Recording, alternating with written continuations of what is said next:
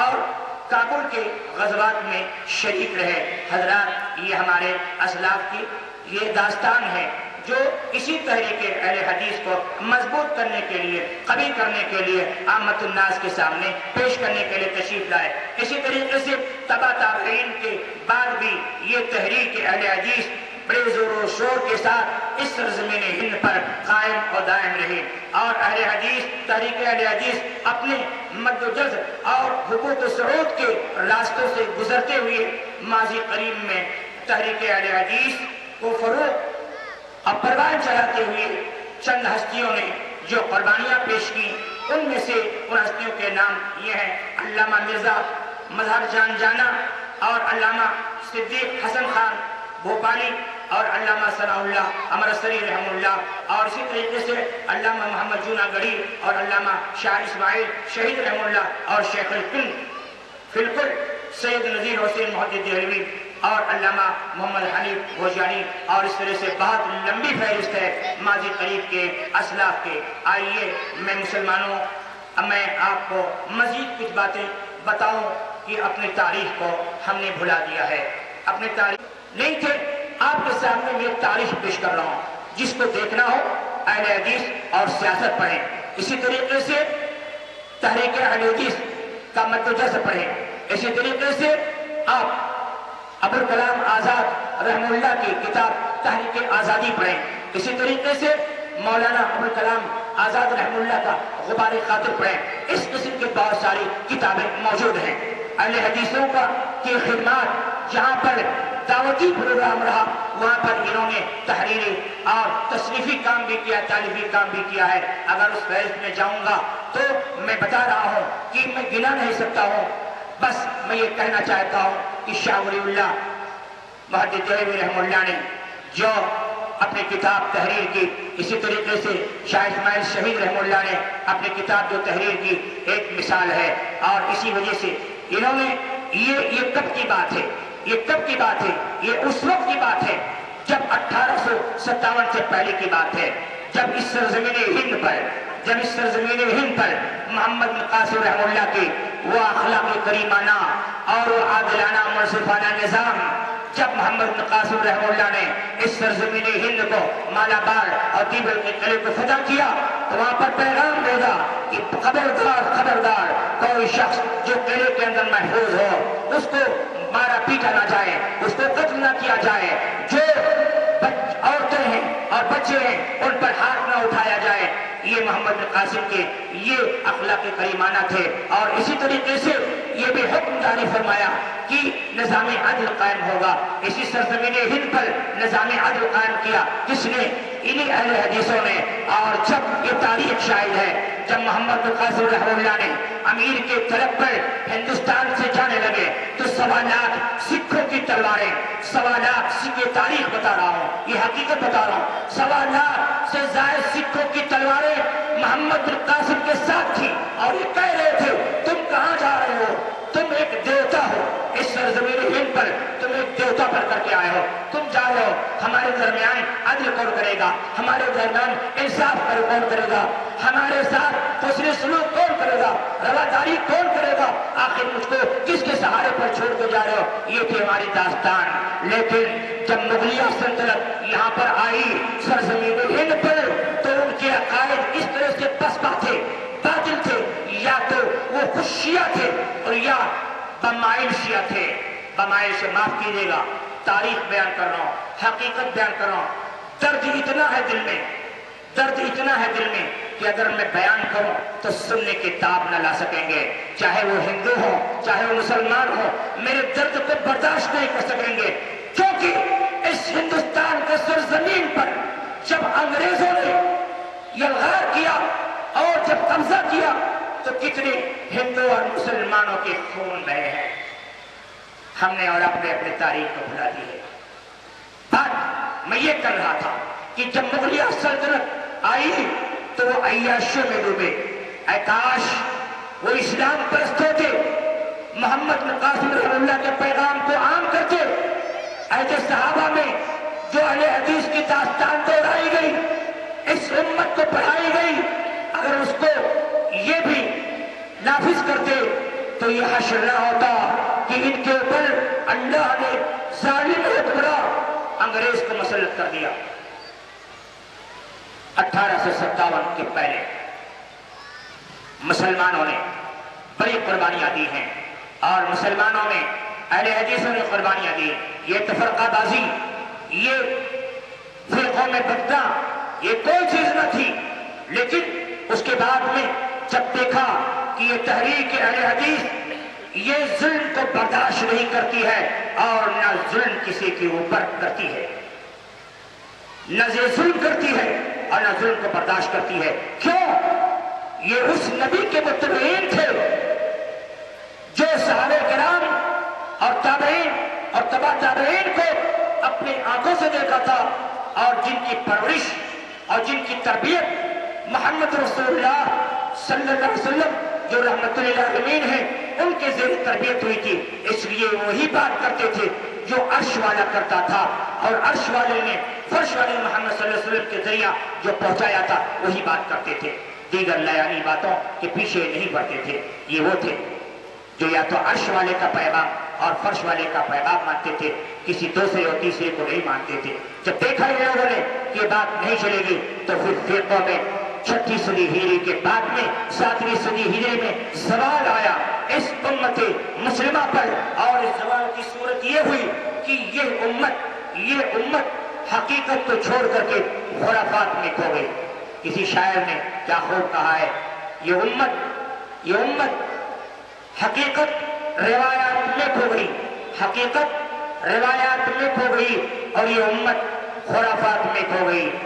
حضرات 1857 کے بعد کی تحریک پر بھی تھوڑی سی ہم نظر ڈال لیتے ہیں اور دیکھ لیتے ہیں۔ یقیناً یہ تحریک اہل حدیث 2 قسم پر محیط ہے۔ ایک بتایا کہ ایک دینی اور ایک سیاسی۔ دینی تحریک کا میں نے جائزہ لے لیا، آئیے سیاسی تحریک کا بھی ہم جائزہ لیں کہ اہل حدیث جو تحریک ہے کوئی یہ فرقہ نہیں ہے، کوئی جماعت نہیں ہے، ایک ٹیم ہے، اور وہ ٹیم ہے جو محمد رسول اللہ صلی اللہ علیہ وسلم کی تربیت یافتہ ٹیم ہے۔ اس نے بھی سیاست میں حصہ لیا۔ ہندوستان پر جب 1857 کے بعد میں جب انگریزوں نے قبضہ کیا، ایک طرف سندھ میں پنجابیوں کا قبضہ تھا اس سرزمین ہند پر، اور دوسری طرف پورے بھارت میں، پورے ہندوستان میں انگریزوں کا قبضہ تھا۔ جب دیکھا کہ یہ سکھ اور انگریز یہ دونوں مل کر کے اس سرزمین ہند کو توطئے کر رہے ہیں، اس کے نظام، اس کے سسٹم کو جو قائم تھا، یہاں امن تھی، شانتی تھی، یہ پیغام تھا کہ ہندوستان امن و شانتی کا گہوارہ ہے۔ گنگا جمنی تہذیب یہاں جنم لے رہی تھی، آپس میں رہ رہے تھے، مل بیٹھ کر رہ رہے تھے، اور اس کے بعد میں جب دیکھا کہ یہ لوگ ظلم و زیادتی کریں، یہی انگریز ظالم سامراجیت جب ظلم و استبداد اس سرزمین ہند پر کر رہی تھی، چاہے وہ ہندو ہو یا مسلمان ہو، تو یہی تحریک اہل حدیث کے بانیین نے، جو متبعین نے جو قدم اٹھایا، یقیناً اس میں بڑے بڑے شعراء موجود ہیں۔ میں بس اختصار کے ساتھ یہ بتلانا چاہتا ہوں کہ ایسے وقت میں یہ تحریک آخر میں جو مورچہ کو سنبھالا وہ ولی اللہ تحریک ہے۔ شاہ ولی اللہ محدث دہلوی رحمہ اللہ نے اس کا مورچہ تھاما، اور اسی طریقے سے علماء صادق پور نے بھی اس کا مورچہ سانبھا، اور تھامنے کے بعد میں جس طریقے سے ان کو جلا وطن کیا گیا، ان کو مالیہ کوٹلا میں، بالا کوٹ میں اور کالے پانی میں جس طریقے سے سزائیں دی گئی، الامہ والحفیظ اور کو سولی پر لٹکایا گیا اور ان کے ساتھ ظلم و زیادتی کی گئی، یقیناً پھانسی کے پھندے پہ چڑھائے گئے۔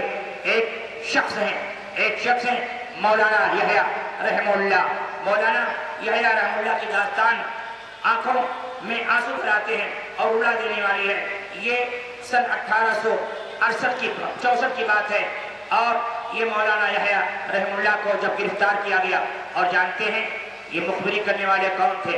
برملا میں کہتا ہوں، کوئی غیر نہیں تھا، انگریزوں کی چاپلوسی کرنے والے۔ پہلے تو سب ساتھ میں تھے، جب یہ حقیقت کو جان گئے کہ یہ تحریک اہل حدیث बर्दाश्त न जुल्म को बर्दाश्त करती है और न किसी को जुल्म करती है। तो ये कुछ लोग, ये देवबंदियत, ये बरेलियत, इनके रहनुमाओं ने अपना अलहदी अख्तियार कर ली, तनहा बाकी रहे अहले हदीस। उस वक्त हिंदू जमात के लोग भी साथ में नहीं थे। माफ कीजिएगा, मैं तारीख बयान कर रहा हूँ। जिन किताबों का हवाला दिया आप उठा कर देखें, अपनी तारीख पढ़ें, XYZ आपको मिल जाएंगे। उस वक्त हिंदू कौम भी इनके साथ नहीं थी।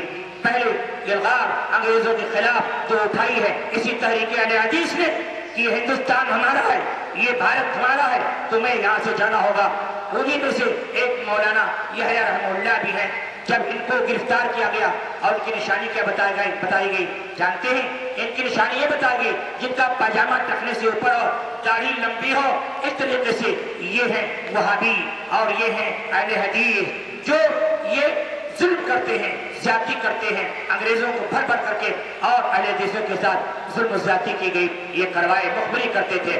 ऐसी सूरत में एक मौलाना यहया रहमतुल्लाह को जब पकड़ा गया, गिरफ्तार किया गया और पकड़ने के बाद में इनको सजाए मौत सुनाई गई, सजाए मौत सुनाई गई। बस 3-4 फीट की कोठरी, 4 फीट की चौड़ी और 5 फीट की लंबी और 9 और 10-12 फीट की ऊंची इस कोठरी में गिरफ्तार कर दिया गया। और फिर जब फांसी की सजा सुनाई गई, मौत की सजा, तो ये खुश रहे कि आज तो मैं अल्लाह के राह में अपनी कुर्बानी पेश करने में कामयाब हो जाऊंगा। बहरहाल जब एलची पहुंचा तो देखा मौलाना आप बहुत खुश नजर आ रहे हैं। कहा कि हाँ, खुश इसलिए हूं कि एक जान अल्लाह ने मुझे दी है मेरे जिस्म के अंदर, और आज वो भी अल्लाह ही की रजा के लिए ये जान जानी है, इसलिए मुझे खुशी है। बहरहाल जब अंग्रेज बैरिस्टर के पास पेश किया गया, एलची ने कहा वो तो मौलाना बहुत खुश हैं और इस बिना पर वो कहते हैं कि मुझे खुशी है कि मैं अपने मुल्क और वतन के खातिर, अल्लाह के रजा की खातिर मैं मारा जा रहा हूँ, इसलिए मुझे खुशी है, मुझे जन्नत मिल जाएगी, स्वर्ग मिल जाएगा। बहरहाल वो एलची पैगाम पहुंचाता है, फिर इनकी सजा फांसी से तब्दील करके उम्र कैद में बदल दिया जाता है। फिर इन पर जुल्म किया जाने लगा। इनकी दाढ़ी को अंग्रेज जालिमों ने जब कतरना शुरू किया, तब मौलाना यहया रहमतुल्लाह की आंखों से आंसू जारी हो गए, रो पड़े, रोने लगे और रोते रोते कहते जाते थे कि दाढ़ी तुम मुझसे बहुत ज्यादा अफजल है, तू तो अपने मकाम और मर्तबा को हासिल कर ली है, क्योंकि तुझे अल्लाह की राह में शहीद किया जा रहा है। न जाने मेरा क्या हाशर हो, मैं भी शोहदा में शामिल हो सकता हूँ या नहीं हो सकता हूँ। बहरहाल इसी दाढ़ी कतर दी गई, किसके खातिर?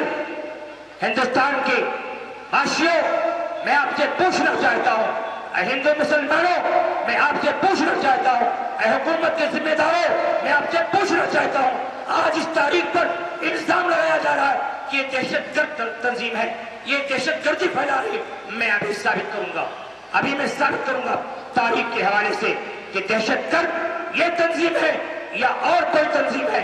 दहशतगर्द कौन है? अरे जिस इस्लाम ने दहशतगर्दी की तालीम ही नहीं दी, उसके मानने वाले दहशतगर्द हो सकते हैं? जिस काबे मुशर्रफा के अंदर जो मरकज इस्लाम है, दहशतगर्दियों कुफार मुशरिकीन मक्का कर रहे थे, देवी देवताओं के पुजारी कर रहे थे, लातो हुबल मनातो उज़्ज़ा के पुजारी कर रहे थे, दहशतगर्दी कर रहे थे। दहशतगर्दी किसे कहते हैं जानते हैं? लोगों ने गलत डिफिनेशन किया दहशतगर्द और दहशतगर्दी का। जिहाद का डिफिनेशन गलत किया। इसका डिफिनेशन करने वालों को पता नहीं कि जिहाद कहते किसे हैं। ये तंजीमें, हुकूमत के जिम्मेदार, प्रशासन बैठी हुई है, इसमें सीआईडी के लोग, सीबीआई तक के लोग मौजूद होंगे। मुझे पता है, मैं उनको चैलेंज करता हूं कि देखिए, यही अहले हदीस की तंजीम 1857 से पहले भी मुजाहिदीन की तंजीम कही जाती थी, और 1857 के बाद गदर की लड़ाई के बाद में भी यही तंजीम को मुजाहिदीन की तंजीम कही जा रही थी, जिसमें मौलाना अबुल कलाम आजाद रहमुल्लाह वगैरह भी शामिल थे आखिर मरने में। जिहाद किसे कहते हैं? जिहाद कहते किसे हैं? जिम्मेदारों नोट करो इसकी डिफिनेशन को। जिहाद कहते हैं कोशिश को, आपको कोई मार रहा है, मेरे अंदर पावर है, हाथ में ताकत है, मेरे जुबान में कुव्वत और ताकत है, तो हमारा रोकना फर्ज है कि मैं रोकूं, कोशिश करूं کہ وہ ظالم مظلوم پر ہاتھ نہ اٹھا سکے، اسے کہتے ہیں جہاد، اسے کہتے ہیں جہاد۔ 1857 سے پہلے جو اسلام کی اصل روح تھی، اس کے لیے یہی مجاہدین تحریک اہل حدیث کے ذمہ داران کھڑے ہوئے اور مجاہدہ کیا، جہاد کیا ان لوگوں کے ساتھ جو اسلام کے حقائق سے ناشنا ہو کر کے، چھوڑ کر کے قبر پرستی، مذہب پرستی، بت پرستی، صنم پرستی میں لگے تھے، اصل اسلام سے ہٹ گئے تھے، ان کے ساتھ انہوں نے جہاد کیا، لڑائی لڑی کہ محمد رسول اللہ صلی اللہ علیہ وسلم کی سیرت و کردار یہ ہے، تو جہاد کہتے ہیں کوشش کو۔ آج جہاد کا لفظ سن کر کے ہمارا بھی تیور کرم ہو جاتا ہے، آپ کا بھی تیور کرم ہو جاتا ہے، حکومت کے ذمہ دار بھی تیور میں آ جاتے ہیں۔ جہاد کا مفہوم سمجھیں، جہاد کہتے ہیں کوشش کو۔ تو ہم اس وقت بھی اور آج بھی میں چیلنج کے ساتھ کہتا ہوں کہ ہندوستان کے بقا اور تحفظ کے لیے یہی